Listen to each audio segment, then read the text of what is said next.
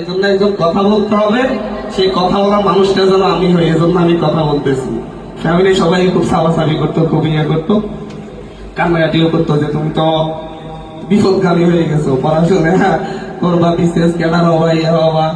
আমি আমার ফেসবুকে আমার নামের সাথে লিখে দিয়েছি বিপদগামী, আব্দুল হান্নান মাসুদ তাকে বিপদগামী লিখতেন। তো সবাই এইভাবে বলতো যে ওটা শ্রোতাকে বিপরীত চলো কেন, সবাই তাল মিলে চলতেছে। তো নিজেকে বিপদগামী প্রমাণ করে সব থেকে কথা বলে যেতাম যে হচ্ছে যেটা আমার কাছে ভালো লাগতো না সেটাই বলতাম।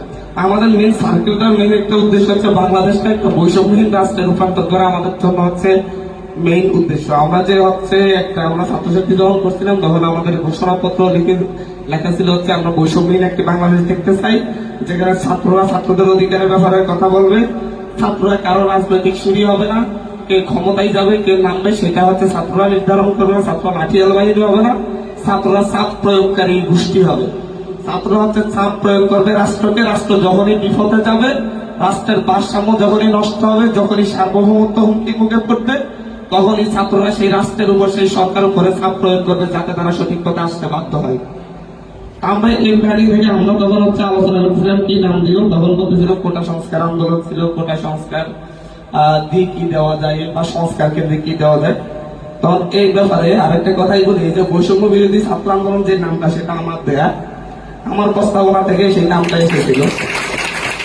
তখন আমরা বলছিলাম যেহেতু কোটাটা একটা বৈষম্য আর বাংলাদেশে এর পাশাপাশি আরো বহু বৈষম্য আছে, আমরা কি প্ল্যাটফর্মটাকে কি শুধু কোটা পর্যন্ত রাখবো নাকি সামনের দিকেও আগাইয়ে দিব, আরো বিভিন্ন বিষয় নিয়ে লড়াই করবো এই প্ল্যাটফর্মের মাধ্যমে।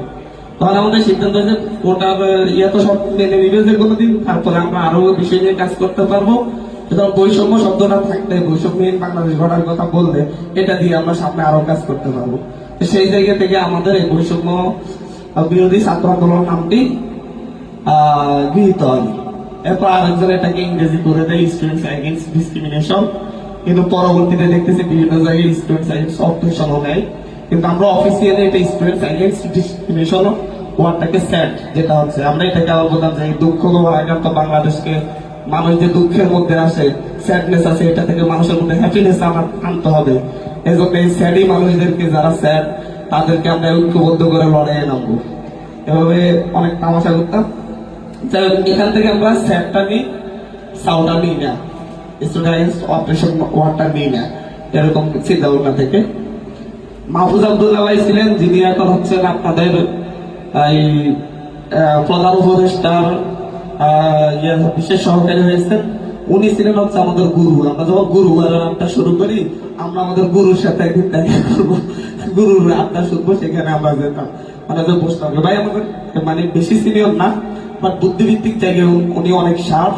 আমরা ওনার কাছ থেকে রাজনৈতিক বিভিন্ন কিছু শিখতাম, বিভিন্ন পরামর্শের জন্য যাইতাম তখন কি হইতে হবে। তো হচ্ছে সেই জায়গা থেকে যখন আমরা ইয়েটা করি, সমন্বয় টিম করি, তারপর হচ্ছে অনেক বিভাজন, এর মধ্যে আবার হচ্ছে বিভিন্ন জায়গায় ছাত্রলীগ চেষ্টা করতেছিল যে আন্দোলনটা তারা নিয়ে নেওয়ার জন্য।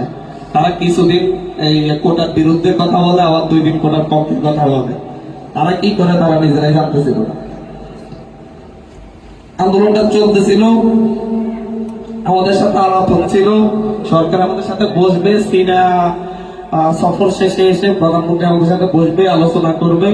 প্রধানমন্ত্রী মনে হয় 14 তারিখে এসেছিল, 14 তারিখ ভোরবেলা এসেছিল, সকাল 10টা বাজে। ওনার একটা প্রতিনিধি দল, ওনার বিশেষ মানে আমলাদের একটা প্রতিনিধি দল, আমরা 3 জন, আমি হাসনাত ভাই, সাজিদ ভাই সহ 3 জনকে নিয়ে আমাদেরকে একটা জায়গায় বসার পর আমাদের কাছে দাবি দেওয়া জানতে চাই। আমরা আমাদের দাবিগুলো যেগুলো সবসময় বলতাম স্পষ্ট ভাষায় বলে দিয়েছে, এইগুলো মানলে আমরা বসবো ওনার সাথে। ওখান থেকে আমরা বের হয়ে আসি 11টায় কি 10:30টায় বের হয়ে আসার পরে দেখতে পাই যে হচ্ছে এসে সেদিন আমাদের বিকাল বেলা 3:30টায় একটা প্রোগ্রাম ছিল, একটা মানে শাহবাগ অভিমুখে আমাদের মার্চ ছিল, মিছিল ছিল। তো সেদিন আসার পরে আমরা যখন 11টা থেকে ওখান থেকে এসে 11টা থেকে আমরা নিজের একটা মিটিং এ বসি কিভাবে প্রোগ্রামটা সফল করবো। 11:30 12টার দিকে দেখলাম যে হচ্ছে 14 তারিখ কি 15 তারিখের ঘটনা এটা, আপনার ডিএমপি কমিশনার সংবাদ সম্মেলন করে হুমকি দিচ্ছে আর স্টুডেন্টদেরকে রাস্তায় দাঁড়াতে দেওয়া হবে না। এরা অনেক বেশি করে ফেলেছে, মানে হুমকি ধামকি দেওয়া। এরপরে দেখতে হচ্ছে মন্ত্রীরাও হুমকি দিচ্ছে। তো যেটা বুঝলাম যে হচ্ছে আমাদের কথা তাদের পছন্দ হলে হুমকি ধামকি শুরু, আমাদেরকে কোথাও দাঁড়াতে দিবে না। সেদিন বৃষ্টিও হচ্ছিল, আমরা চিন্তা করতেছিলাম যে হচ্ছে এই বৃষ্টির মধ্যে আসলে ছাত্ররা আসবে কিনা, এত পুলিশের আমাদের সিনিয়র ভাইরা যারা হচ্ছে বিভিন্ন জন এনএসআই জব করে, এরা জব করে, তারা আমাদের বারবার বলতেছিল হচ্ছে তোমরা শাহবাগে যাইও না, আজকে ক্যাম্পাসের ভিতর শেষ করো, তোমাদের উপর হামলা হতে পারে।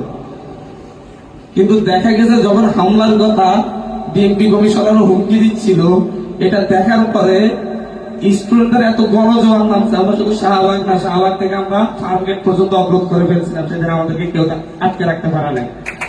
এই যে প্রথম যেদিন শাহবাগের এই পুলিশের ইয়ার উপর উঠে পতাকা, জাতীয় পতাকা উড়িয়ে দিয়েছিল, এই সেই দিনকার ঘটনা বলতেছি। তো এত কিছু পর যখনই আমরা হতাশ হয়ে গিয়েছি যে হচ্ছে কি হবে না হবে, সেদিনই দেখছি হচ্ছে স্টুডেন্টরা গণহারে রাস্তায় নেমে এসেছে।